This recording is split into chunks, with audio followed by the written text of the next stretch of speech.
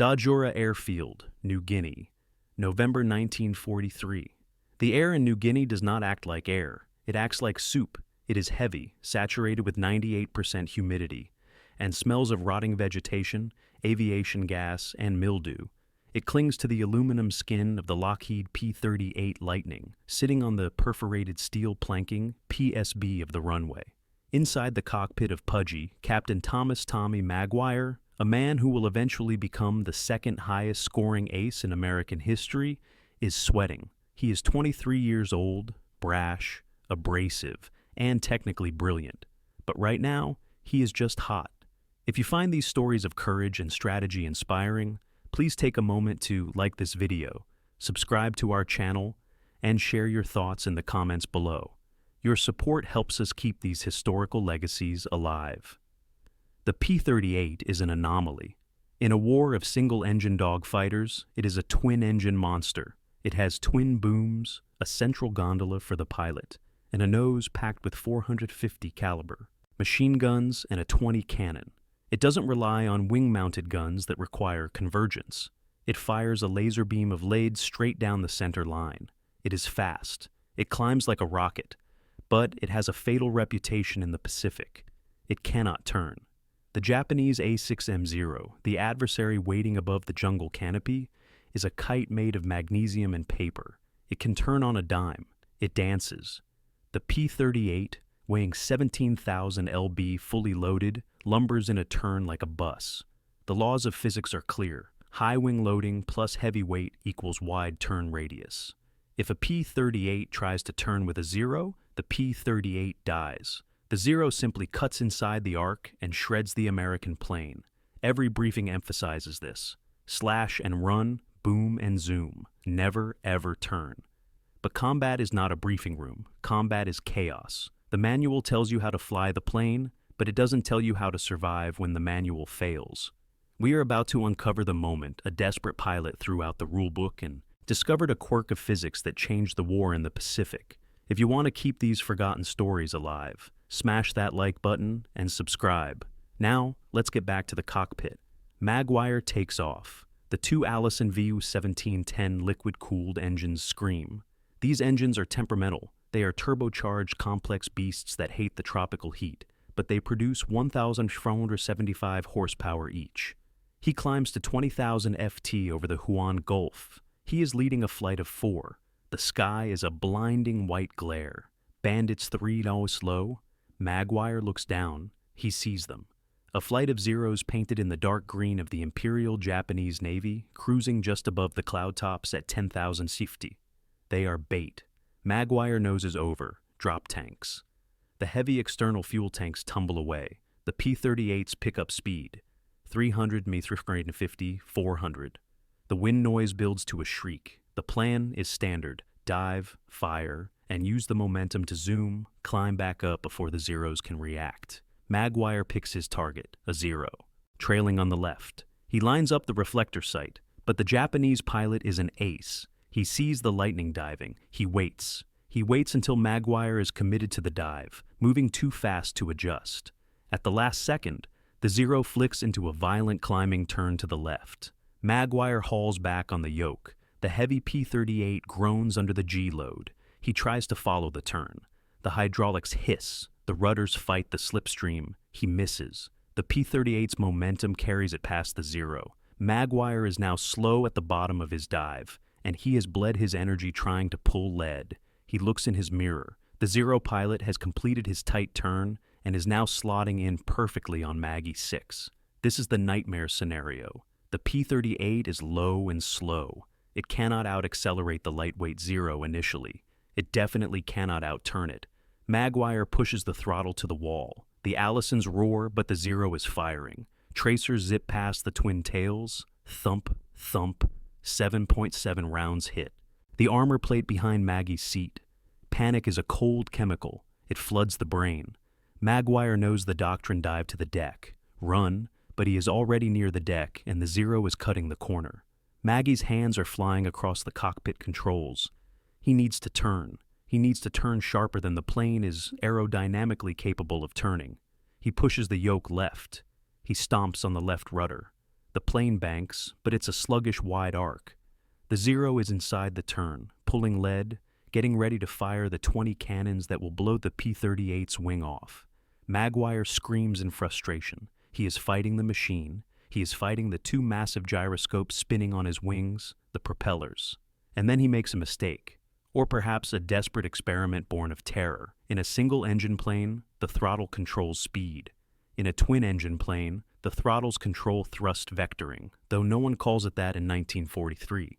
Maguire grabs the throttle levers. They are paired together in his left hand. He doesn't push them both. He yanks the left throttle back to idle. He leaves the right throttle at war emergency power. He has just cut 1,500 horsepower on the inside of the turn, while keeping 1,500 horsepower, screaming on the outside of the turn. The result is instant and violent physics. The P-38 is a twin-boom aircraft. The engines are mounted far out on the wings away from the center line. This creates a massive moment arm. When the left engine dies and the right engine screams, the thrust creates a chaotic yawing force. The P-38 doesn't just bank, it pivots. It feels like a car handbrake turning on ice. The right engine pushes the right wing forward, while the drag of the dead left propeller pulls the left wing back. The aircraft snaps around its vertical axis. It stands on its wingtip. The G-forces are lateral, throwing Maguire against the side of the cockpit, bruising his ribs. The nose of the P-38 swings around the horizon at a rate that defies the turn-in bank indicator. It is not a smooth aerodynamic turn. It is a cartwheel. The Japanese pilot in the Zero is looking through his gun sight. He is tracking a heavy American fighter making a wide, predictable turn. He is calculating lead. Suddenly, the P-38 stops moving forward and swaps ends. It rotates 90 degrees in a split second, presenting its belly, then its nose. The Zero pilot cannot react. His brain expects a curve. Maguire has given him a right angle. The Zero overshoots. It flies right past the nose of the cartwheeling Lightning. Maguire is now pointed at the enemy. He is slow. His aerodynamics are a mess, and he is flying on one engine, but he is alive. He slams the left throttle back forward. The Allison coughs, catches, and roars back to life. The torque equalizes. The P-38 stabilizes. Maguire doesn't fire. He is too stunned. He watches the Zero disappear into a cloud bank. The Japanese pilot likely just as confused as he is. Maguire levels out. He checks his instruments. The engines are running hot. The airframe is creaking. He looks at his hands. They are shaking. He realizes he just broke every rule in the flight manual. He risked a flat spin. He risked snapping the tail booms. But he also turned a bus like a motorcycle. Did you see that? His wingman radios. You almost spun in, Tommy. No, Maguire whispers, wiping the sweat from his eyes. I didn't spin. I pivoted. The briefing room at WWII is a tin shed with a dirt floor. Major Richard Bong, the leading American ace, is sitting on a crate cleaning his fingernails with a combat knife. Maguire walks in, still soaked in sweat, looking like a man who has seen a ghost. The engines, Maguire says, pointing at the diagram of the P-38 on the chalkboard. They aren't just for speed, they're for steering. The engineering officer, Captain Wallace, looks up from his clipboard. Captain Maguire, if you use differential throttle in a high-speed turn, you are inviting a VMC roll. You'll flip the plane on its back and go straight into the jungle. The vertical stabilizers aren't big enough to handle that much asymmetric thrust. It didn't flip, Maguire insists. It snapped. It turned square. Wallace shakes his head. It's reckless. The torque on the wing spars is off the charts.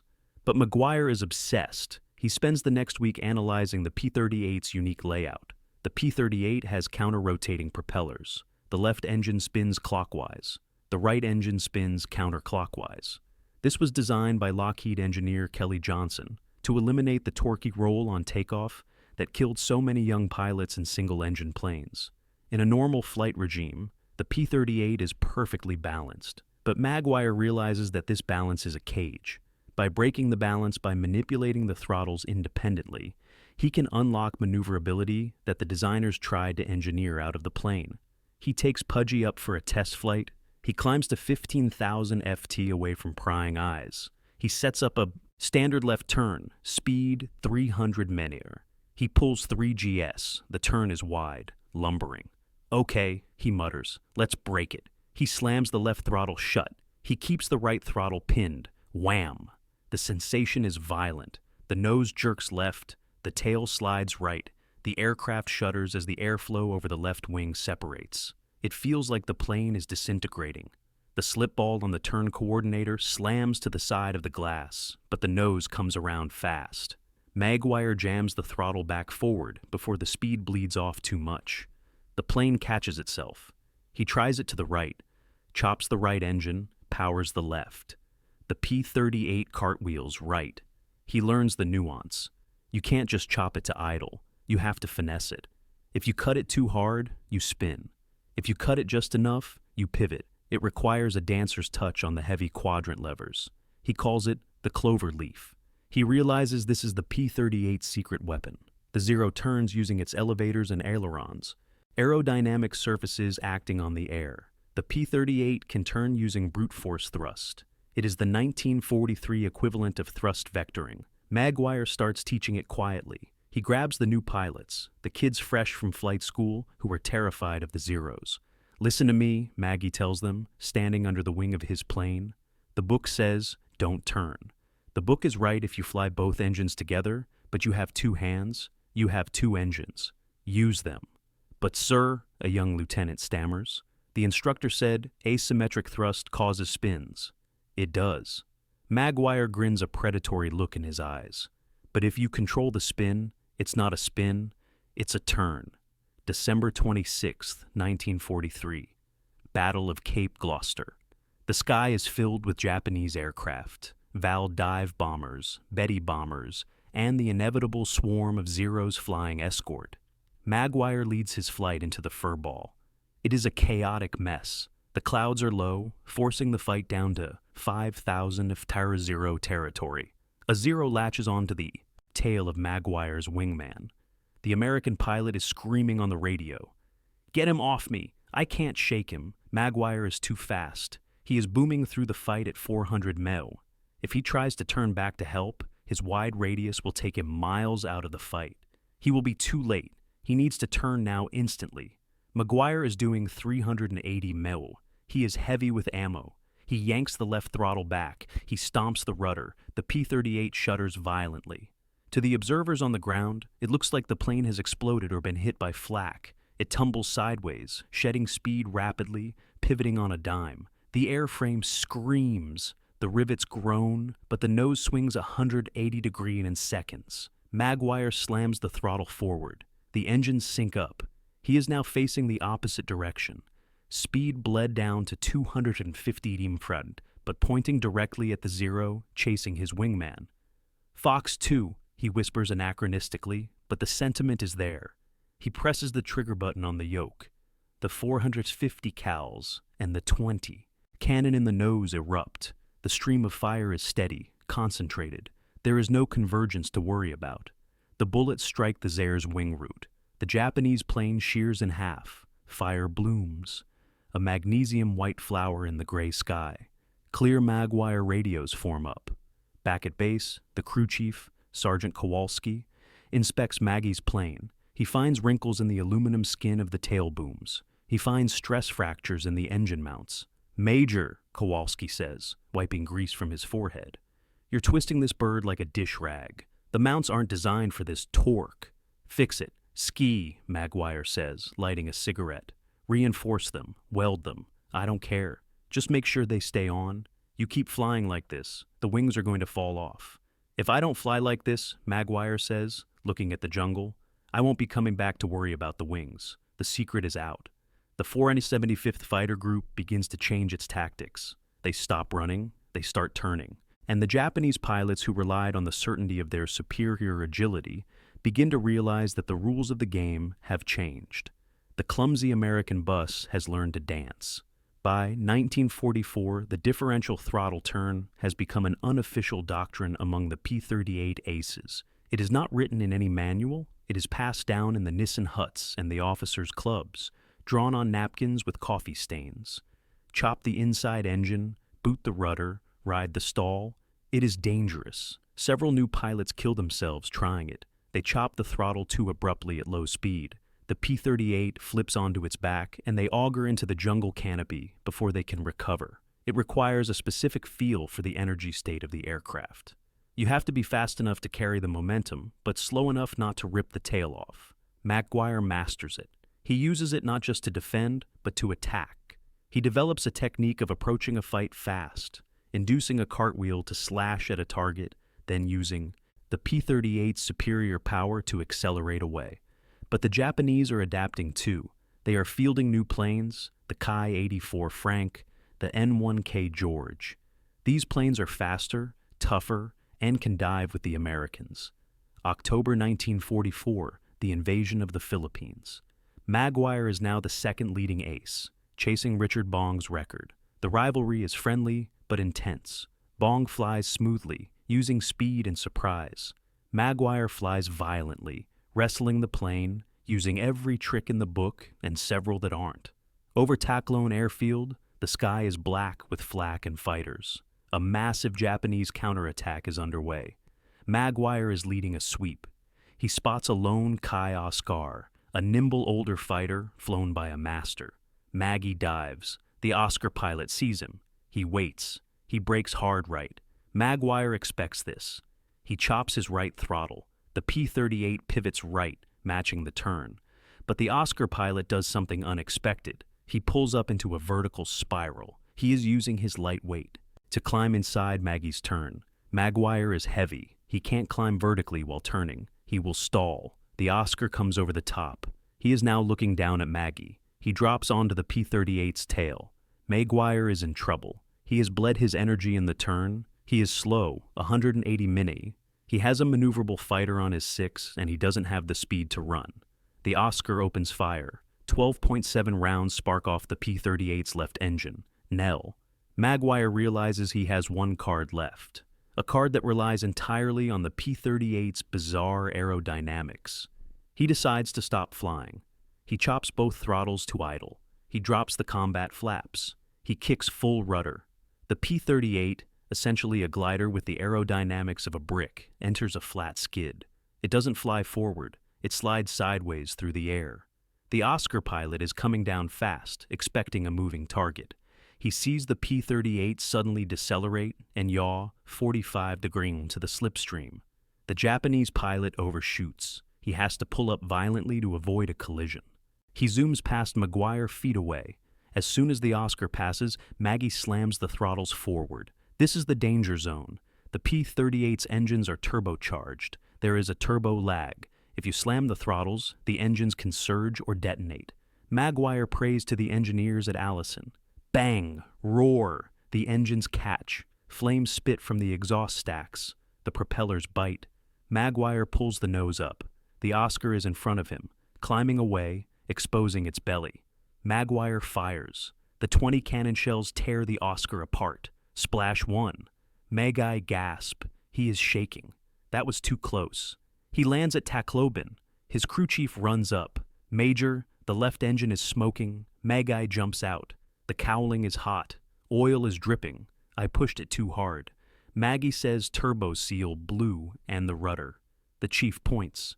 Look at the fabric. The fabric covering on the rudder is torn. The stress of the skid ripped it open. Maguire looks at the plane.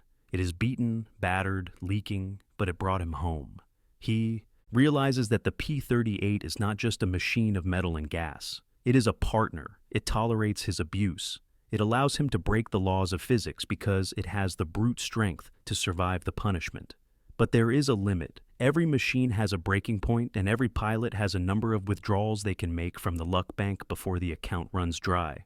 January 7th, 1945, Los Negros Island, the day the trick fails.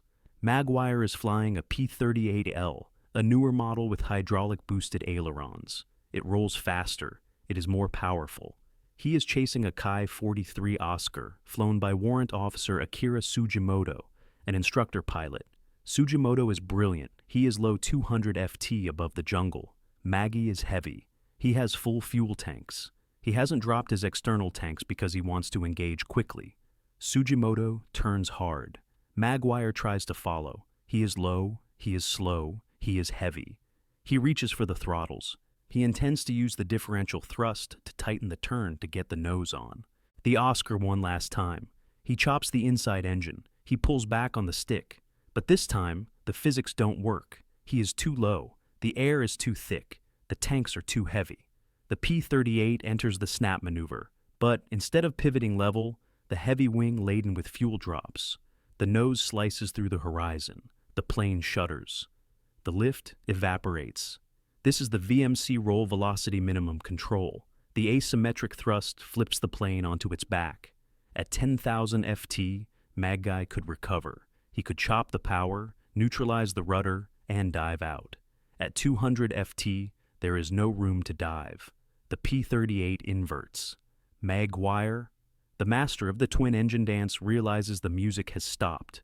The plane slams into the jungle canopy inverted. A massive fireball erupts. Thomas Maggie, the man who taught the lightning to dance, dies instantly. The trick that made him untouchable eventually claimed him. He pushed the envelope until the envelope tore. The death of Tommy Maguire sends a shockwave through the Pacific Theater. He was invincible. He was the technician, the man who understood the machine better than the designers. But his legacy is not the crash. It is the tactic. The differential throttle turn becomes a standard, albeit dangerous tool in the P-38 pilot's arsenal for the remainder of the war. Pilots like Richard Bong, who survives the war only to die in a test flight of a jet, use it sparingly, respecting its lethality. But the concept using thrust to steer does not die with the propeller age. Decades later, engineers look back at the P-38. They analyze the flight data. They realize that Maguire was effectively performing thrust vectoring before the technology existed. In the 1990s, the F-22 Raptor is unveiled. It has nozzles on its jet engines that move. They can direct thrust up or down, allowing the plane to turn tighter than aerodynamics alone would allow. It is the high-tech computerized version of Maguire's hand, slamming the throttle back. The P-38 itself remains a legend. It is remembered as the fork-tailed devil. It is remembered for shooting down Admiral Yamamoto, but the pilots remember it for the clover leaf. Years after the war, a reunion is held for the 475th Fighter Group. Old men with hearing aids and walking sticks gather to drink and remember. A young historian asks one of the veterans, "What was the P-38 like to fly? Was it hard?" The veteran smiles. He holds his hands out, mimicking the twin throttles. "Son," the veteran says, "it was like wrestling a bear. It wanted to go straight. It wanted to go fast. If you wanted it to turn, you had to make it angry. Hell, you cut its leg off," the veteran says, making a chopping motion with his left hand. "You killed one engine, and for a few seconds, that big, heavy, beautiful bird would spin like a top. It felt like magic. It felt like you were cheating gravity. Was it planned?" the historian asks. "Did Lockheed design it to do that?" The veteran laughs, a dry rasping sound. "Hell no. If Lockheed knew we were doing that, they would have grounded us all. It wasn't planned. It was panic. It was a mistake. But it was the smartest mistake we ever made." The veteran looks at a photo of Tommy Maguire on the wall. Maggie is young, confident, leaning against Pudgy. "Tommy found the edge," the veteran says softly. "He showed us that the plane could do more than the manual said. He taught us that, in a dogfight, the rules don't matter. Only the physics matter, and physics doesn't care if you're scared." The legacy of the unplanned trick is this. Innovation is rarely a clean process in a laboratory. It is messy. It is born in the cockpit of a P-38 screaming toward the jungle floor at 400 mph with a 0 on its tail and a pilot who refuses to die. It is the realization that a machine is just a collection of forces and a human will can bend those forces in ways the engineers never imagined. The P-38 Lightning was built to go fast, but because of a rookie mistake that became a master. Stroke, it learned to turn, and that turn saved thousands of American lives in the skies over the Pacific. Thank you for watching. If you enjoyed this historical deep dive, please like the video, subscribe to the channel, and tell us in the comments which historical figure we should cover next.